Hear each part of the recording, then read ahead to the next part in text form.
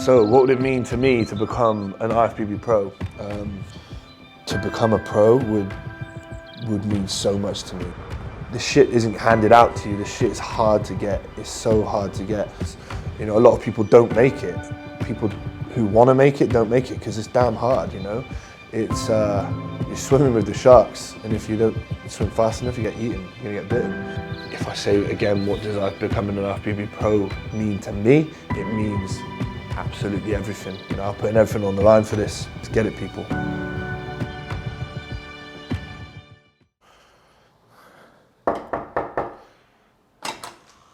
Yo, yo, how's it going, buddy? Welcome back, guys, into the humble abode. So today is rest day. We're just gonna cover like rest day vibes, rest day food, just gonna tell you all about what I kind of do on a rest day, a bit of an update. And obviously, because I'm starting prep, been on for like a couple of weeks now, it's gonna give you a bit of an update. So that's what we're doing today. Let's get it. Bit of an update on prep, really. So 2 weeks in, we have began the descent in body weight and fat loss and all those kind of things. So obviously working with Patrick. If you do or do not know Patrick Tour, been with him now since October last year. So we've had a pretty good off season together. We managed to push body weight up to 125.5 kilos, something like that, which is a little bit heavier than last year, but in much, much better body composition. So I've managed to build quite a lot of new muscle, which is going to be interesting to see when we strip it back. So I don't really know what kind of body weight I'm going to be on stage this year. It's hard to say. And I always say this to my clients as well when they ask me kind of, oh, what do you think I'll be on stage? I think it's always a guess. Last year I was 113 on stage. This year I'd like to be a little bit heavier than that. Maybe 115, even 114. That's new muscle on stage. So being interested in it. But I also think the composition of my physique has changed a lot as well. I've brought up my upper half a lot. My chest is bigger, my delts, especially my arms, which are always going to be a focal area, especially now hitting them 4 times per week.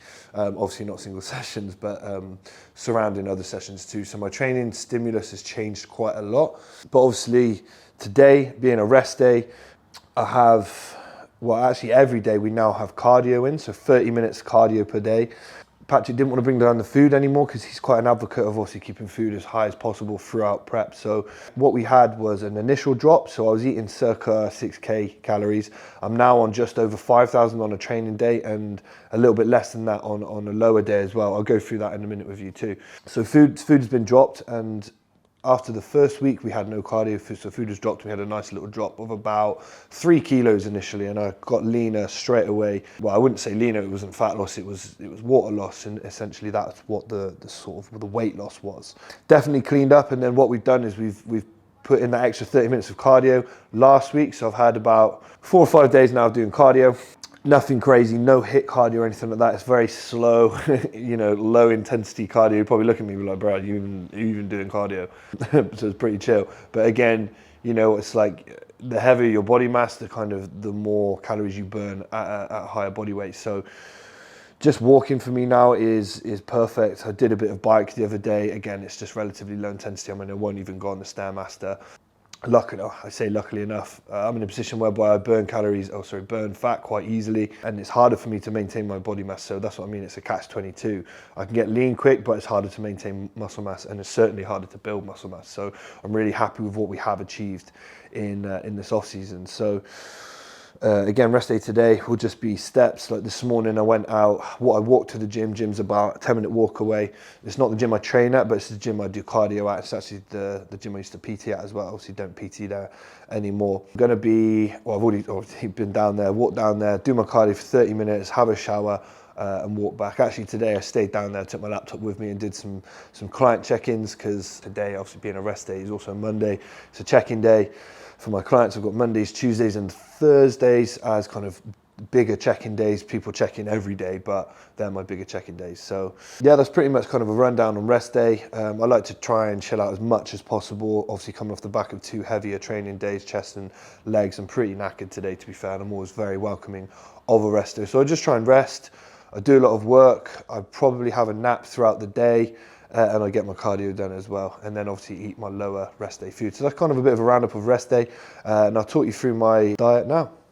I wouldn't say I'm unfit. My like training fitness is really good. And my muscular endurance is always good. I can hit a 20 rep set pretty good and heavy weight, but just walking around, like going to the shops, going up and down stairs, I'm like, oh, getting blowing. But since literally 2 weeks into prep, I already feel, a world of different. Feel light on my feet. Even the couple of sessions I've had, I said to George, who I train with, the other day, we were mid-leg session. Normally I was like, I kind of get a bit dizzy, vision's a bit impaired. And I was like, I've got like a weird mental clarity. And I think that's just through dropping a bit of body weight, dropping a bit of body fat. Patrick actually said that on my check-in 2 days ago. He was like, this isn't just water loss now. He's like, there is some fat loss there as well. Like you visually look leaner.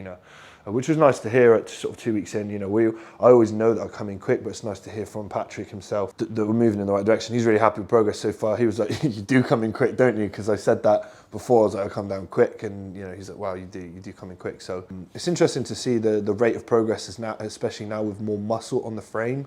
I am genuinely confident with what I'm bringing to the stage this year. Obviously you're confident every year, but this year has been very, very productive. So excited to see what we bring, really. What do you reckon, Jake? He's a lot bigger in person though, so. Yeah, that's definitely a bonus, isn't it? Taking the body weight up is hard, isn't it? It's a lot more muscle, it's just getting the condition again there. Yeah. I think that for me, like I said, it's not been an issue before, so hopefully it won't be an issue this time. And I'm actually doing more now at, what are we, 12, 13 weeks out, something like that, maybe a bit lower, not 100%. It's a lot of home gym training that. Yeah, oh man. But yeah, I think, like I said, I'm doing more now than I was doing it like 4 weeks out from my last show. So, whether his idea is to bring me in quicker and then hold. I like that approach though. I like that approach rather than doing it super slow. Because, if I'm ready at 6 weeks out, that's sweet. And then obviously we can hold, feed and go, because I know sort of Patrick's ideology is keeping you full, so he will feed me if I need it, which I probably will do, because obviously what he's doing with me now, I know my body will get ready quicker. Like before, like last show I did no cardio. It was, steps, but now I'm doing 30 minutes of cardio. Even walking on a treadmill, like you walk faster on a treadmill than I would walking around the park. So slow around the park, but obviously on the treadmill you set it and you actually get sweat on. There's some effort going in there. There's definitely a difference between sort of doing cardio and sort of doing steps. But yeah, right, I'll talk you through my diet then, guys. So this is my little board of goodies. I probably shouldn't show you that side of the board too much. I'll keep that to myself. No, obviously that's just cycle stuff, but for more in-depth stuff, if anyone does want to know that, I'm happy to talk about it. Cycle has actually changed. Oh, nothing too crazy. I don't know, can we talk about it on YouTube? Is it a thing? I think YouTube, you have to tell everyone that you're natural. Oh, I like that. That's what all the other YouTube Yeah, this is true. Well, I can. If you want to say that you're natural. I might put Natty Lifter in my bio. Yeah. Do you reckon? We can do a natural transformation. We'll do a natural transformation, yeah, that's good. Well, I'm going to do a natural prep, actually. So I'm 12 weeks out from the IFBB Naturals. All right, I won't go into too much depth on that, but we can maybe do another video on that about sort of peds and stuff like that if you want me to. You probably do, because that's all anyone cares about, isn't it? There's so many questions about that. But food-wise, which is actually quite interesting from Patrick. So in my off-season, we had basically one fucking lot big. It was a high day every day, basically. And the difference was basically, obviously, the peri-intra nutrition stuff. So the only thing that was different was I was having an intra kind of, a pre-drink. So I was having carbohydrates pre-workout as opposed to not having it on a training day. So the calorie difference wasn't really that much on a sort of high day in off season. However, now, as you can see, I've got a high day for back, chest and quads. I've got a low day for shoulders, hams and buys, and then I've got a rest day. I've worked out the calories. The rest day is actually a touch higher calories than the low day itself. So obviously it's a high and low day for training, and then the rest day itself, maybe it's a bit higher for more of like recovery capabilities and allow me to actually recover on that day, but obviously not going to be as high as the higher day. So again, this one's around about 5,200 calories. The lower day is around 3.8. I think I've got it written there. That's about 4,000 calories, and then this is about 4.2. So still got ample food, obviously with a decent amount of time to go as well. And he said to me the other day that I don't really want to drop it any lower than that.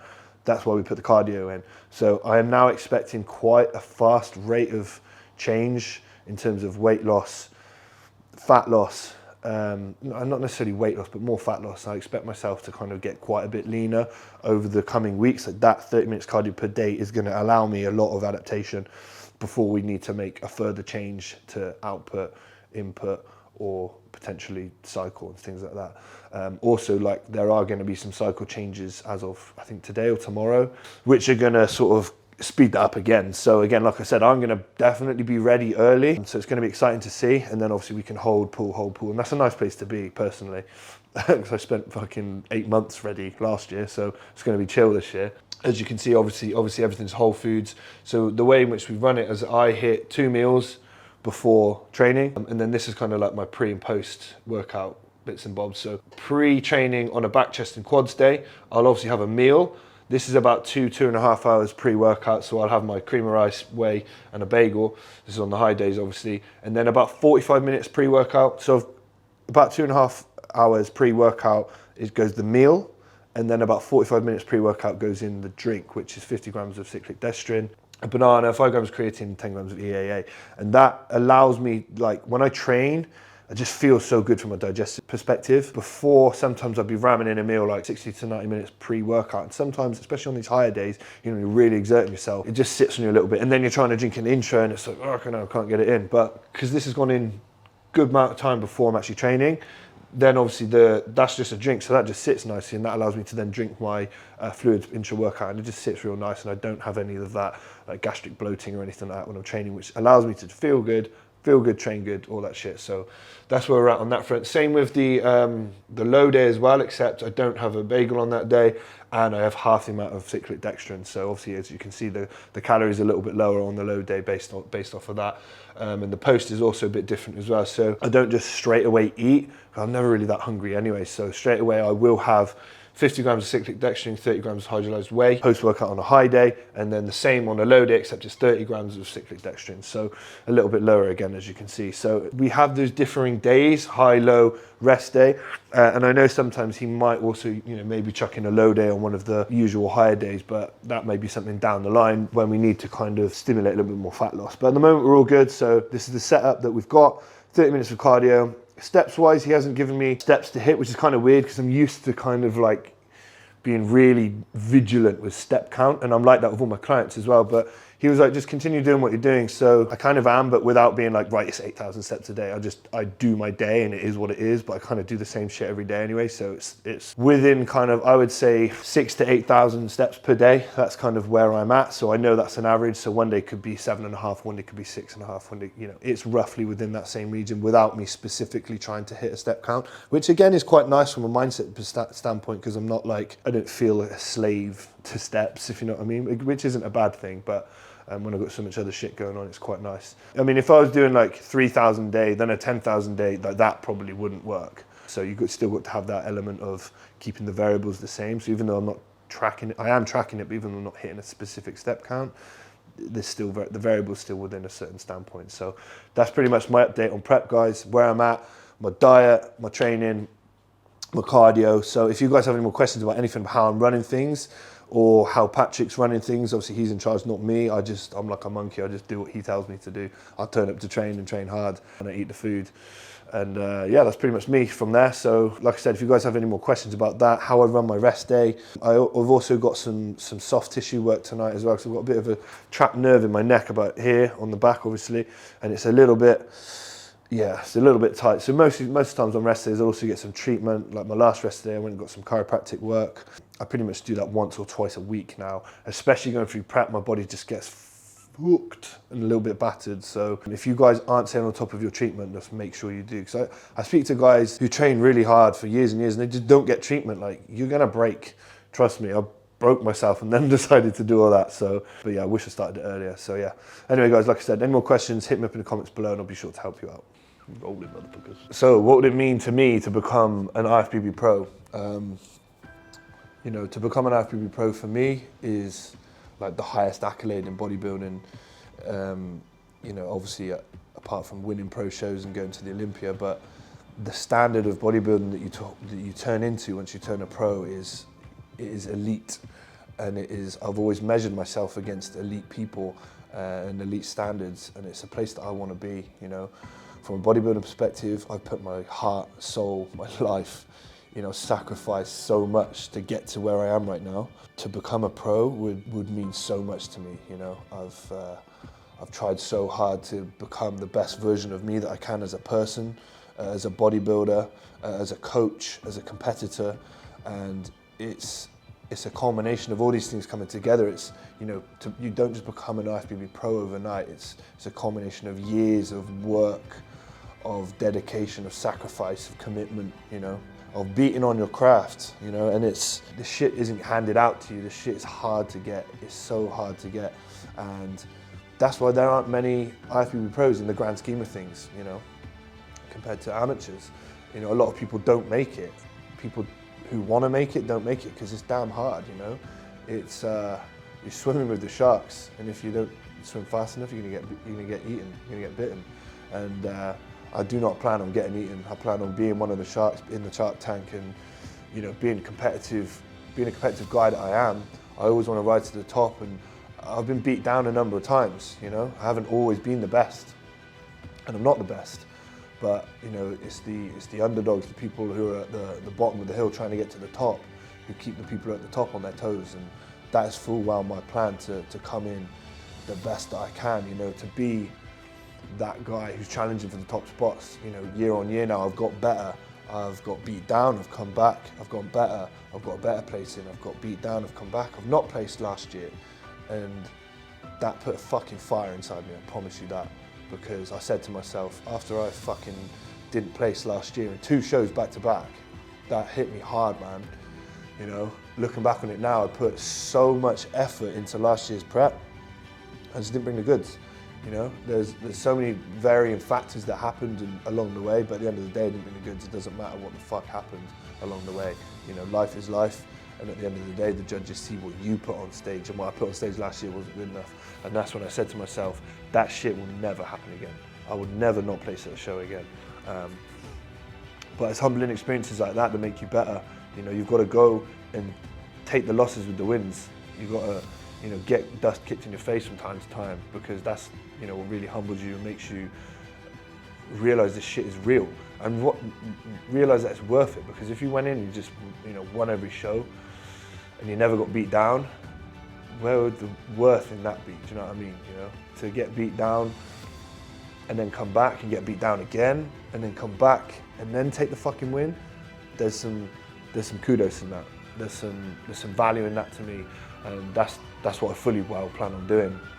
So, you know, I'm gonna come back this year stronger, bigger, better. I've put in the fucking work over the years, over this last year.